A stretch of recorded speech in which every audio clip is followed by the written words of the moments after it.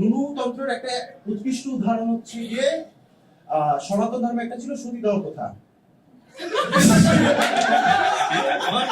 তখন হ্যাঁ আমি বলছি ওখানে কি করতো, জামাই যদি মারা যেত সাথে সাথে ওয়াইফেরও পুরাই দিত।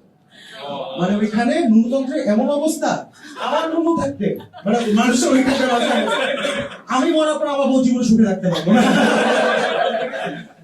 মানে ওরা এমন একটা সমাজ ব্যবস্থা চালু করছিল যে জোর করে একটা ছেলেরে 2 পাশ দিয়ে 3 করতেছে, বাপ মা দুটারে। এই জন্য আমাদের সাবকন্টিনেন্টে এতিমের সংখ্যা বেশি।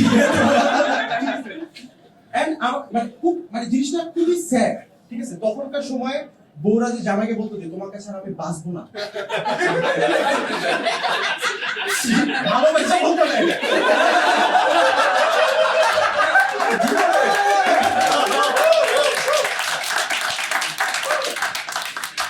And just imagine তখন আমাদের মুসলমান ছেলেদের জন্য হিন্দু মেয়ে পটানো কত ইজি।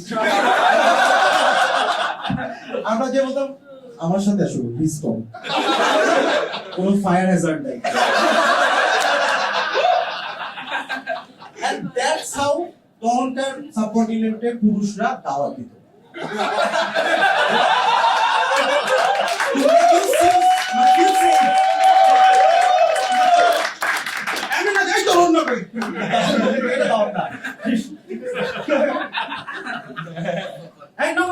তখন যদি মুসলমানদের মধ্যে এই প্রথাটা চালু থাকতো, বারবিকিউ লাগে যেত, 4টা বউ।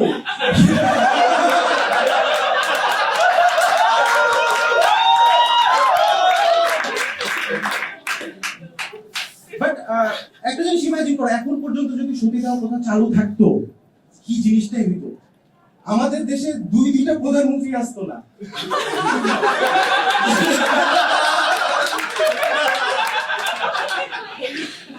একটা যাও আসতো, বেশি দিন থাকতে পারতো না।